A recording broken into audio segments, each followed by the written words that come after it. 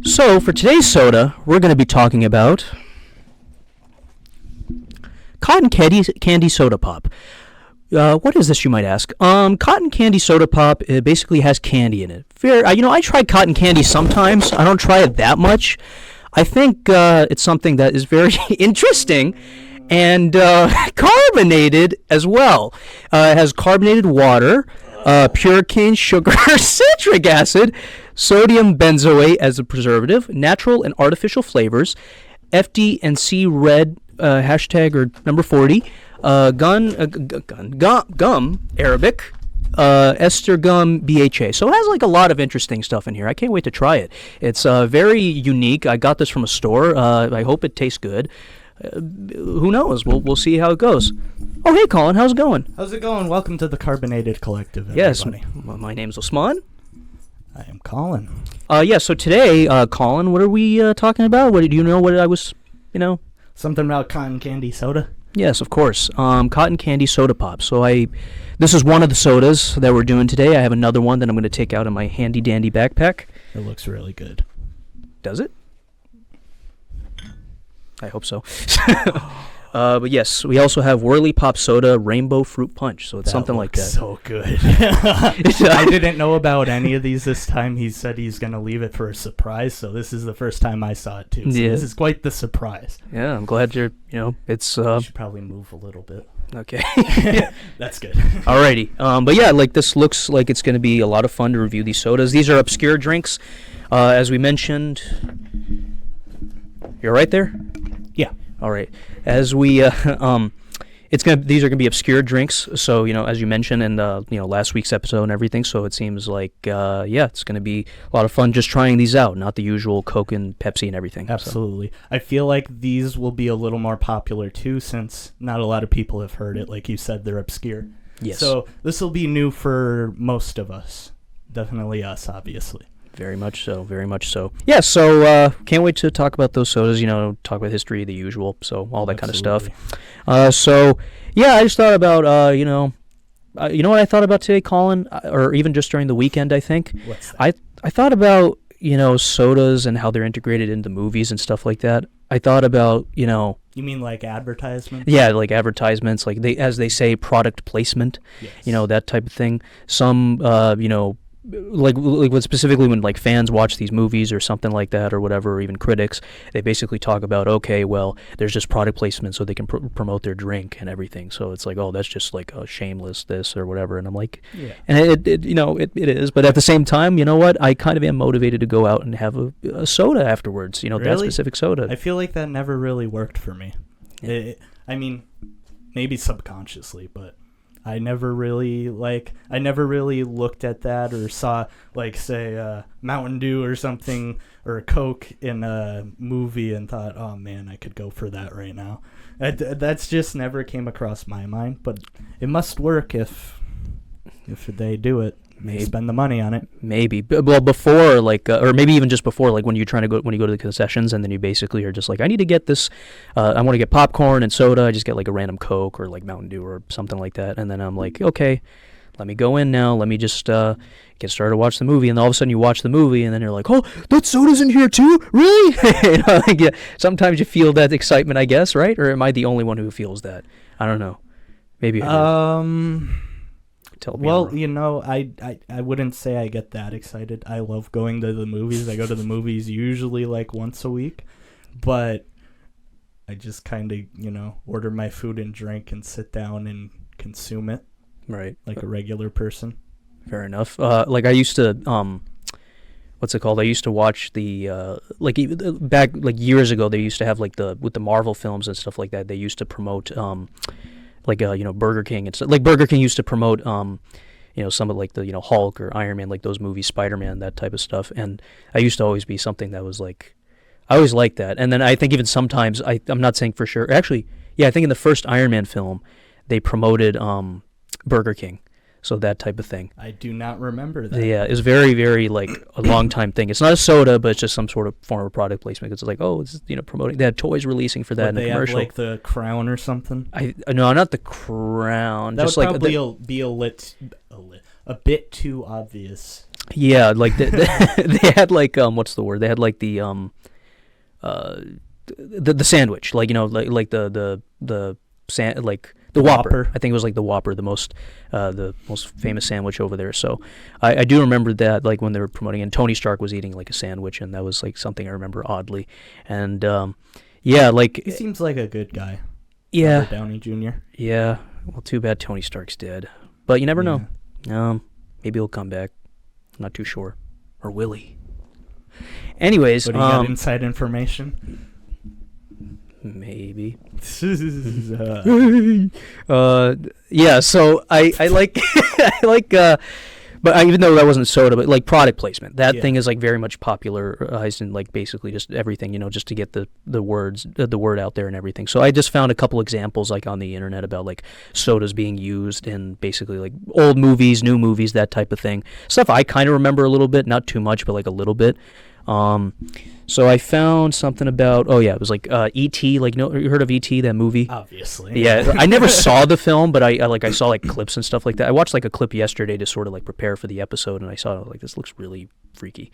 So I was just like, so you never saw like the full movie, just clips? Yeah, with a lot of these movies, I just watch the clips, and then it's just like, okay, yeah, like I basically saw like I read up like, okay, there's a part where there's like he opens up like a can of soda or something, and he's like drinking out of it. I could be wrong, but I'm not too sure. I vaguely remember that. It was in their house, right? Yeah, I think so, probably. I may or may not have seen the clip. I'm not too sure.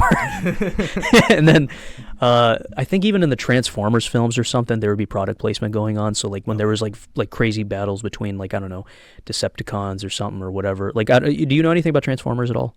Yeah, I use not a lot like modern ones, but well, I guess it was kind of modern.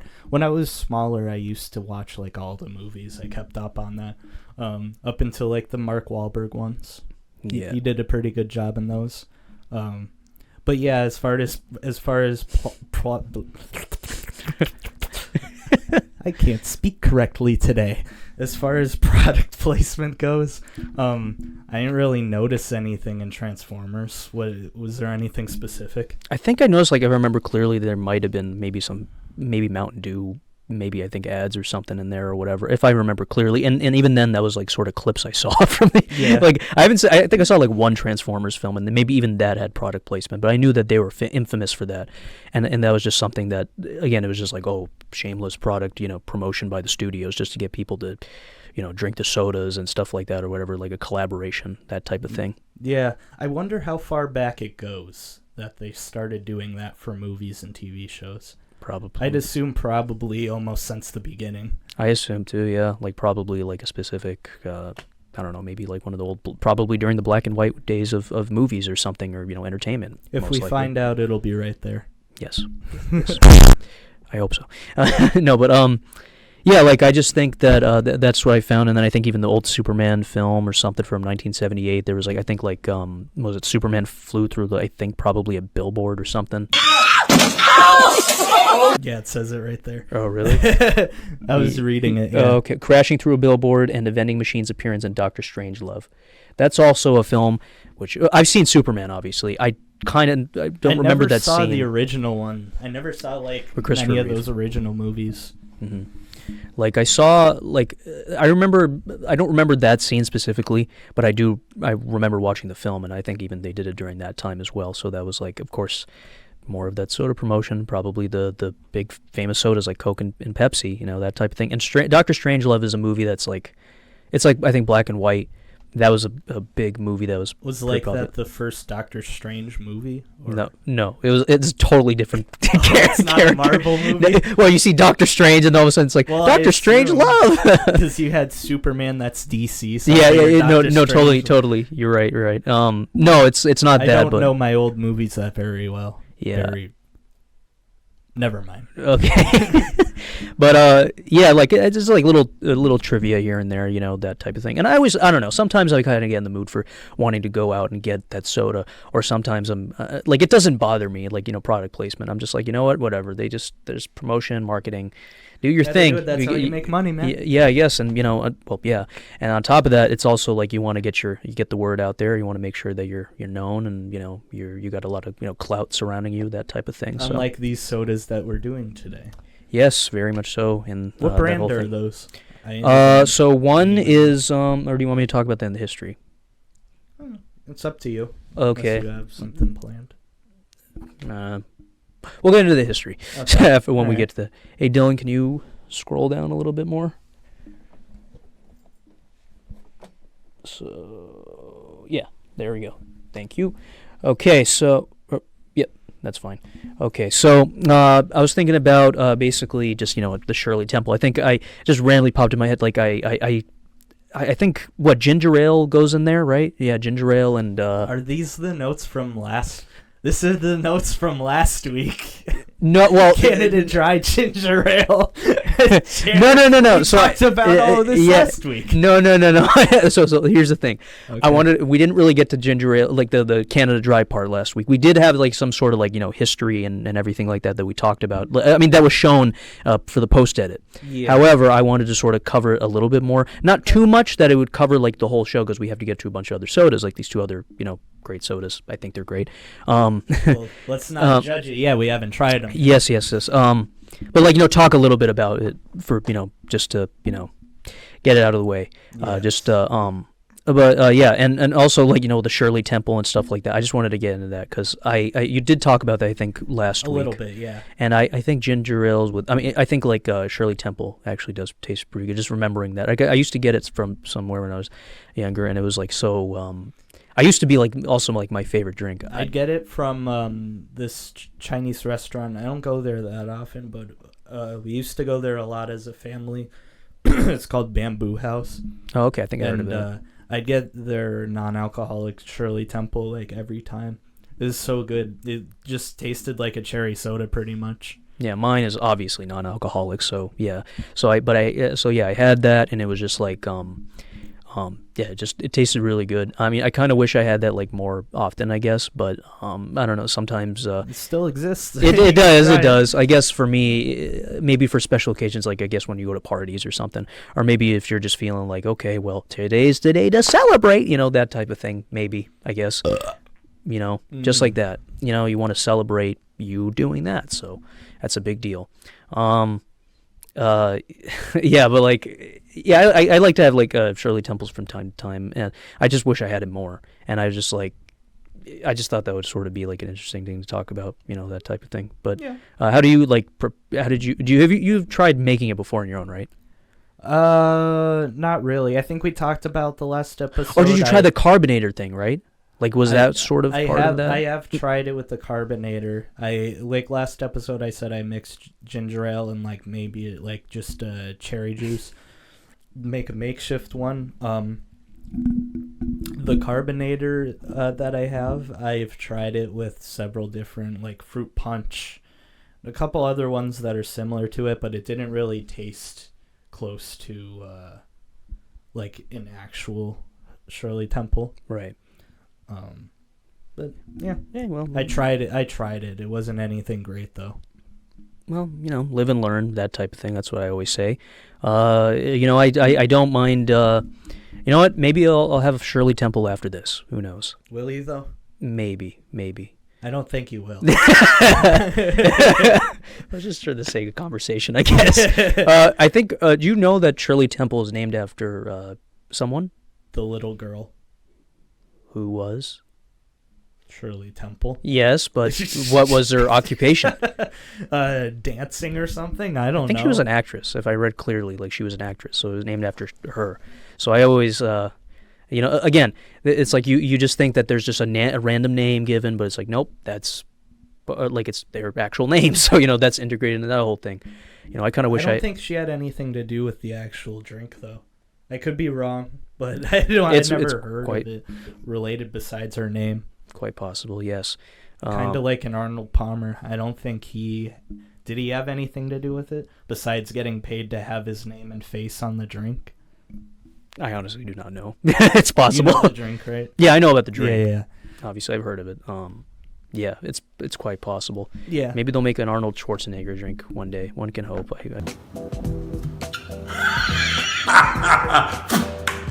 They probably would have by now. It'll probably taste very, very, very, very, very, very, very, Sweaty. very Austrian. I was gonna say Very Austrian. which is cool. Okay. So I also wanted to talk about, as I mentioned, everyone, and I've said this before, the Canada Dry. Go a little bit. I'm just gonna be quick about this. I'm gonna be quick. I'm not gonna be as okay. Woo. So Canada Dry brief history. John McLaughlin. That was a gentleman who is a Canadian pharmacist. Canada Dry invented the modern Canada Dry version of ginger ale in 1907. By 1890, John McLaughlin opened a carbonated water plant in Toronto, Canada. It's all based in Canada. It's not based in America. I feel like sometimes even then it's just like, okay, well, Canada, let's just throw out a random like you never know if like that's actually going to be in that specific thing. You know what I mean? I've never been to Canada. Yeah, we may plan a trip one day, hopefully. It doesn't really interest me that much. I mean, what do they have there? No offense, Canadian people, but they have hockey. I like hockey. Food. I don't know. Like every other place. John McLaughlin began making his own soda drink recipes, and he created McLaughlin Belfast-style ginger ale in 1890. McLaughlin also developed a method of mass bottling his ginger ale led to successful sales. That's great. Successful sales. You want that to happen. You always hope that sales will happen. You hope that your product is actually worth it, and that you're worth it, I think. That's the goal of businesses. Of course. And just going to get into... He refined his recipe in 1907, improving the sharp taste of his first ginger ale, and it was a dark color, lightening the dark color. Result was Canada Dry Pale Dry Ginger Ale, which he patented. And of course, the fun fact about ginger ale, we were debating, is this is that scientific or anecdotal? We said anecdotal. Scientific, I think, right? Yeah, scientific. Ginger has been proven to be beneficial to digestion for centuries. So for digestion. And scientific studies have indicated that ginger ale is somewhat beneficial in combating nausea. So, it is actually, useful. Like, it's good. It does all that. So, Yeah. I mean... Yeah, I don't really have much to add to that. I mean, that's pretty cool. Yeah, I appreciate that. You summed it up pretty well. Yeah, thanks. I didn't want to go too overboard with all that stuff, but either way, quick history or whatever. Have you ever? I think you might have experienced this maybe at one time. I think I saw it happen quite a bit ago. I swear, if you're about to ask me something that happens to everybody.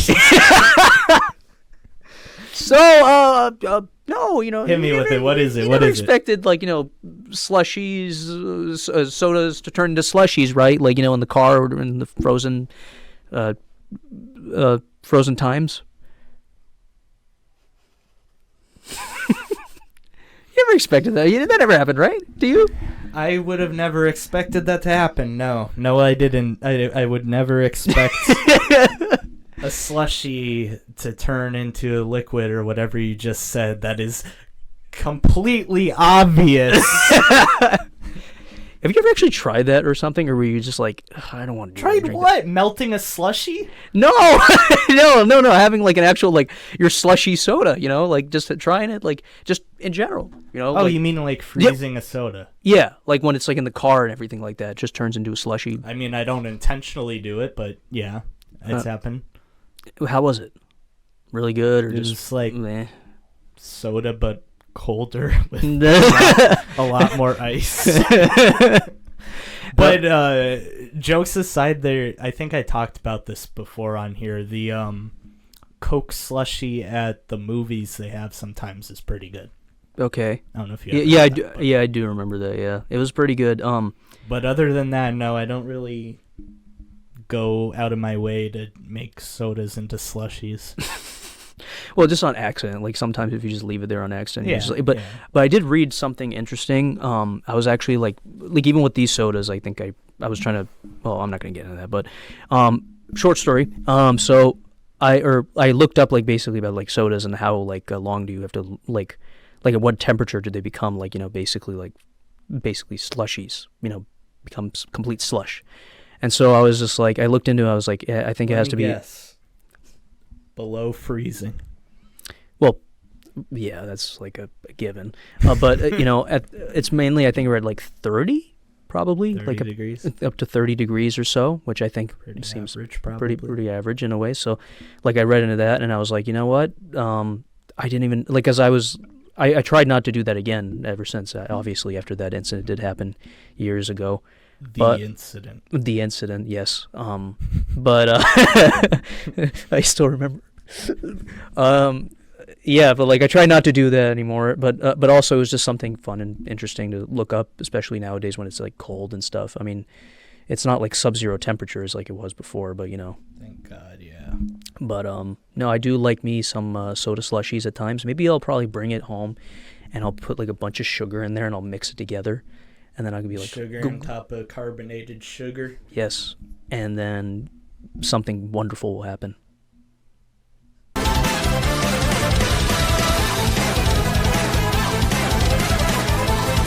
I mean, I don't know if it will happen, but you never know. Yeah. It's very ominous. Yeah. Moving on. So I thought of this other interesting idea about like where we could do. This is not something that's going to happen now, but eventually down the line, if something does happen with us, we end up No, like I was talking about, like if we actually get like when we have the sodas and stuff for the taste testing, we grab like our own cups, and then we like I get it like our own like cups or mugs, and we have our logo on it, and then we just bring it in and just have. You're talking about merch when we have 10 subscribers. Eventually, I'm not saying definitively now, but it's just like I was just thinking eventually down the line. Spread the word, maybe. Yeah. Maybe one day. Maybe. I was just thinking that would be something fascinating to do later on down the line. Yeah. Get that going. Never know. Yeah, but for now we'll just stick to, drinking from the actual bottles, or maybe just grabbing a bunch of random like cups that are hopefully not dirty and just drinking from that, that type of thing. Have you brought dirty cups over here before? No. Why'd you point out? No. I was just saying. I was like, I hope they're not dirty, because you never know. Like, they could be dirty. They could be clean.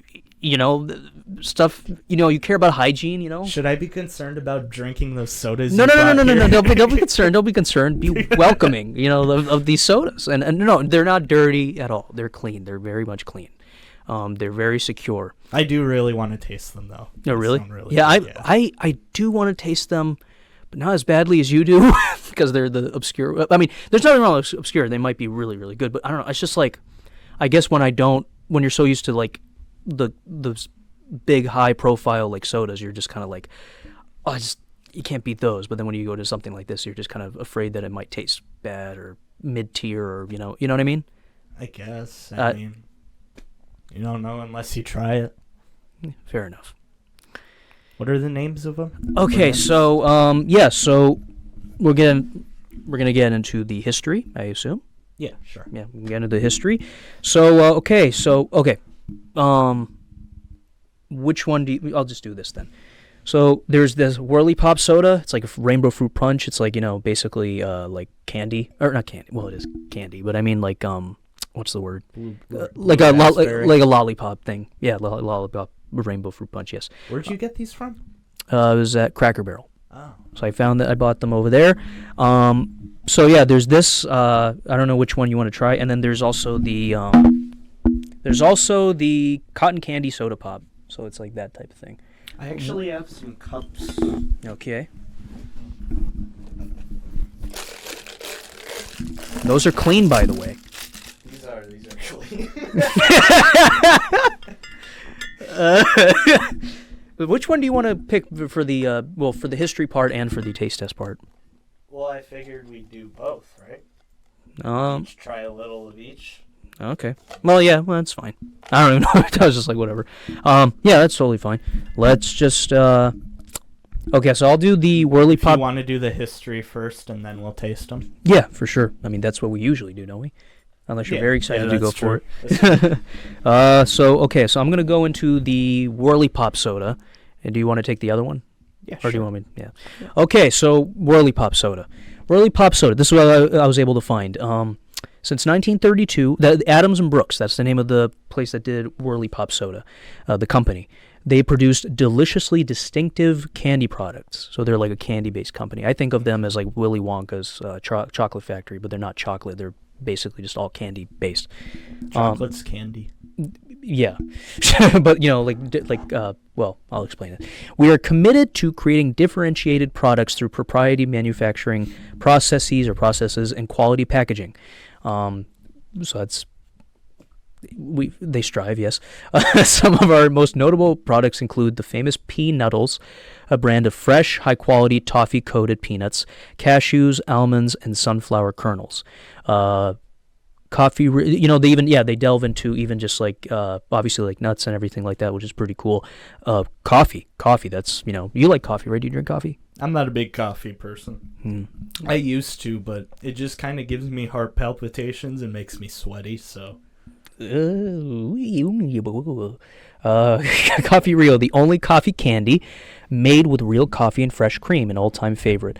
Fair Time Taffy, couple chocolate bars filled with marshmallow cream, colorful lollipops, which is basically, kind of in one of these sodas, like that taste of it.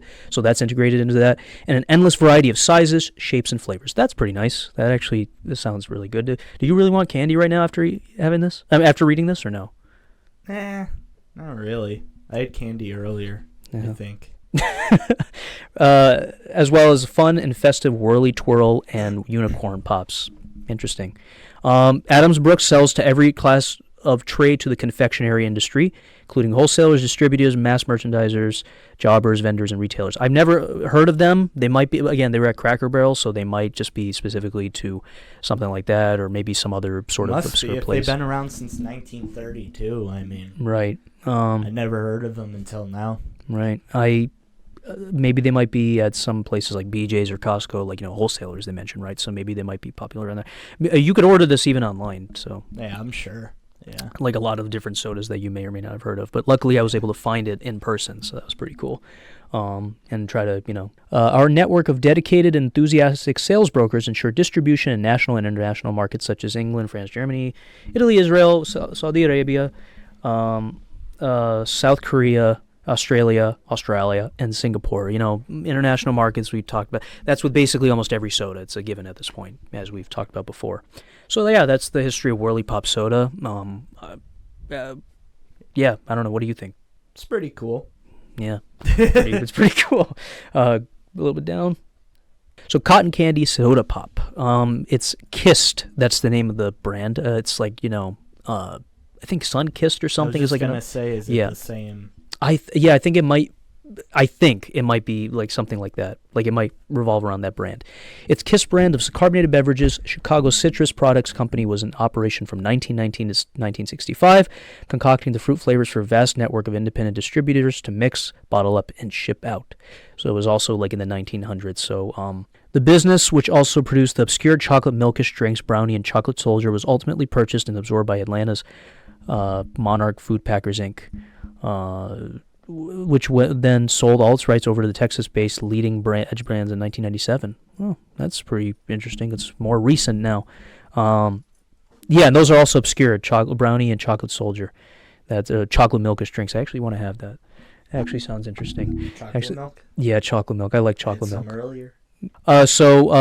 There was, by 2009, I'm skipping ahead a little bit, but by 2009 there was a greatly diminished line of kissed beverages that come under the ownership of Detroit's Interstate distributors. And as far as we can tell, the brand is now unofficially extinct after a century in circulation. So, yeah, like... What does that mean, unofficially extinct? Yeah, I don't... Wouldn't it be either they are or they're not? That's a great question, Colin. I don't know what that means by that. I mean... Maybe they are / they aren't. In terms of place in the illustrious history of American fruit sodas, the original Orange Kissed followed hot on the heels of another famous Chicago contribution, Orange Crush, which is also part of that whole thing. And Sun Kissed is also in there as well. I just read past that. Again, skipping around. In fact, Kissed basically aped everything Crush was doing, even stealing away their head of advertising in 1922 as the Prohibition Cola Wars heated up. Oh, wow, that's some drama right there if I saw any. Ooh. Meanwhile, despite appearances, Kiss never had any affiliation with today's number one selling orange pop brand, Sunkist. So it never had any affiliation with that. That's actually interesting. Oh, so it didn't? Yeah, like it never did, and which didn't arrive, and the Sunkist didn't arrive on shelves until 1979. So like a little bit later on in the 20th century, and was it California's Fruit Growers Supply Cooperative was using the Sunkist trademark to promote its produce as early as 1909. Thus likely inspiring our friends at the Citrus Products Company to co-opt and abbreviate the concept a decade later for their new fruit-flavored soft drinks. Okay, so that's when they started up using the trademark in 1909. So yeah, again, it was just separate. That to me is just fascinating. This actually doesn't, like, I think with these two soda, like the history I gave, it doesn't really give like the specifics for these sodas, Yeah. but I think it's because they just made so many sodas, sure. I guess, so they're not. It seems they didn't like a stand company out. that they just specialize in making just flavors you don't really hear of all the time. Right, as right. far as soda goes. True. Vintage Kiss bottle in our museum collection. It's from, has a classic Art Deco style to match. Even during the war years, crates of Kiss was moving through franchise bottling plants in every state, as well as pre-statehood Hawaii, where sailors at Pearl Harbor could get their supply restocked by the Honolulu Soda Water Co. Limited, right? Is that what LTD stands for? Yeah, I think so. Or Lieutenant? Never mind. It's not. It's definitely not Lieutenant. Yeah, obviously not. One bottle would set you back a nickel. So yeah, that's the interesting parts of that. I actually like that. Again, not that much about these sodas, but either way, it's good to know more about that specific type of history and everything. And maybe we'll try Sunkist, I guess, down the line, because I might have had they that. have different flavors. They got the cherries and all that stuff. So I'm more into the orange, like the orange soda type of thing. So yeah. that's something I'm into the most. That's another one I used to get a lot at the Chinese restaurant. Orange soda? Mm-hmm. Fascinating. Okay, we'll go into the ingredients for the Whirly Pop soda. Actually, I think I might have mentioned. Either way, artisan spring water, pure cane sugar, citric acid, natural and artificial flavor, blue one, new no preservatives. There was a blue one in there. I wonder who the blue one is. Is it a Smurf? That's why do you have that under ingredients? Did I find that right? Does it actually say that on there? Oh, blue. Yeah, blue one. Blue one. I think it's like a specific type of chemical or something. So it doesn't have the actual number on there. But cotton candy soda pop, carbonated water, pure cane sugar, citric acid, sodium benzoate as a preservative, natural and artificial flavors. Real sugar. Yeah, FDNC, Red 40 gum, Arabic ester gum, BHA. I read this out in the intro, obviously, so just to keep the viewers, basically informed. So yeah, all that kind of stuff: sugar, carbonated water, the usual. Some flavor. Sorry, what was it called? Color and everything like that. So, a lot of cane sugar. But yeah, not a lot of sodas that have that in America now. Right. A lot of it's that what you call that, fructose corn syrup or whatever. Right, fructose corn syrup or that type of thing. Yeah. You want to try them? It's fine with me, I guess. Yeah, for sure. So which one do you want to, or do you want to just try it at whatever? Or just try. Well, we could all try the blue one first. Okay. We'll give one to our cameraman as well, since we got 3 cups here. Okay. Just hold on. Or actually, I'll put it down. You just put them down. You want to open it? Yeah. Here, you can commentate while I do it. Is this a twist off or not? Oh, you got it. Okay. I was going to get a bottle opener for that. But yeah, let's give it a shot. That looks like chlorine. That's what I love to hear. I don't know. I just think you could. No, don't swim in it, ladies and gentlemen. Ooh, the fizz. Oh, wow, you emptied the whole thing, and I got another one of those too. Oh, you did? Yeah, I got two of each. Oh, I didn't know that. No, it's fine. It's not a big deal. Unless one of you guys likes it the most, then we'll see. Just don't. Careful. Ah. Okay. All right. I'll take. There you go. Thank you. There you go, sir. Smells very raspberry, blue raspberry type of feel. Oh, that smells good. It smells like a slushie. Blue raspberry slushie. Yeah. Oh, yeah. I like slushies. It reminds me of. Yeah, it's a good shot. It's pretty good. It's not bad. Yeah, it has that type of thing. It kind of reminds me of that, maybe a little bit less, sort of slightly lesser version of like one of the Mountain Dew raspberry ones. Was it Voltage again? Or is it something else? Yeah, kind of. Yeah. Something like I a know what little you're bit of talking a about. little bit of a lesser version, but it's not bad. Has that good, has a good taste. I don't know if it tastes like I don't know if it tastes like a lollipop, but or maybe it does. Who knows? Kind of. It's got like, Sort of. I don't even know how to describe it. It's definitely got like the slushy flavor mixture of that, and like you said, with that Mountain Dew flavor. But yeah, it really reminds me of the blue raspberry slushies. I like it. But yeah, not a bad soda. It's got all those signature things as we mentioned. What would you rate it?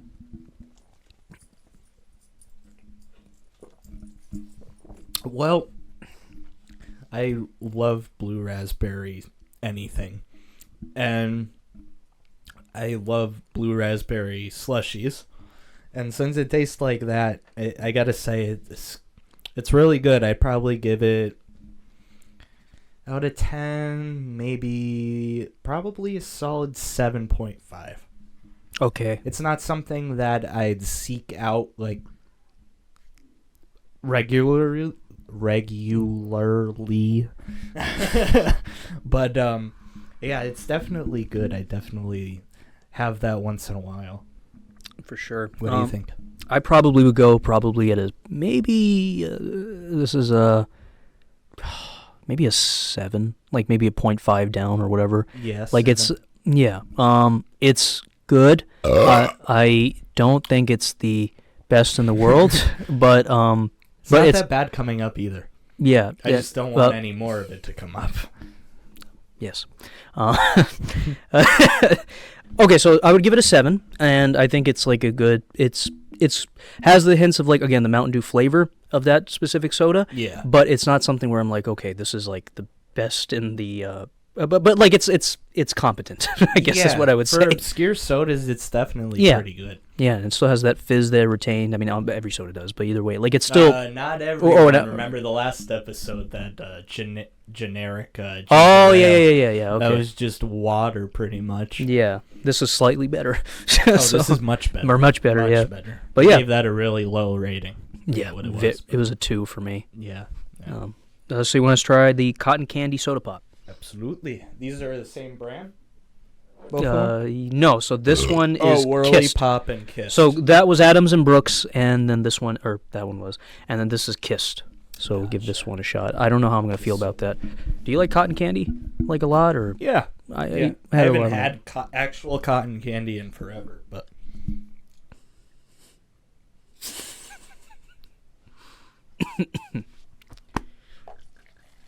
It's gonna mix though with that, but it's not a big deal. It's not gonna overpower anything.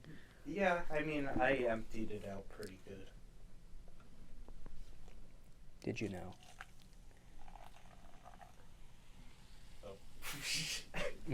It actually does smell like cotton candy. Like it actually does. I just hope it lives up to the hype. Oh, that smells really good. Yeah.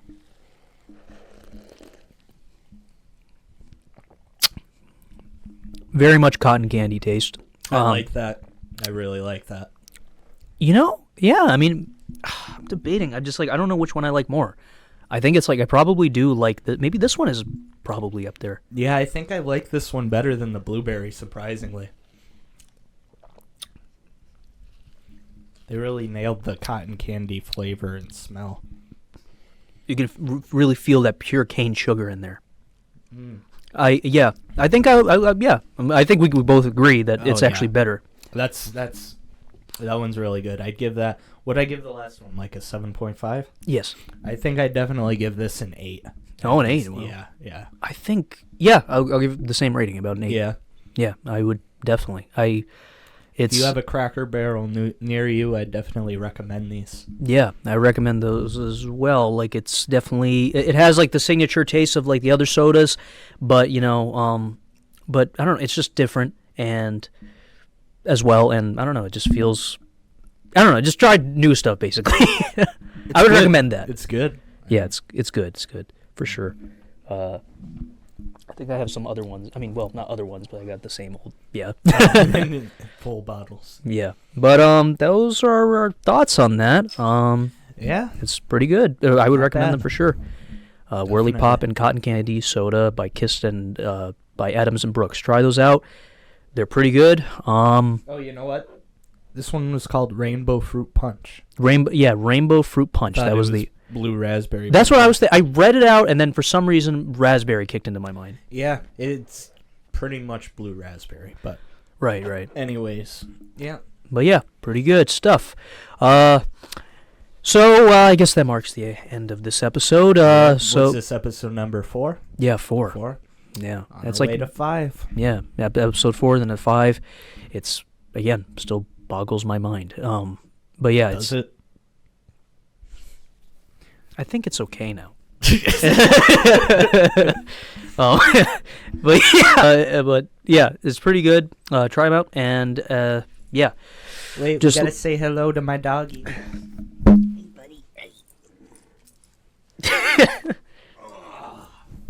He's on the green screen still.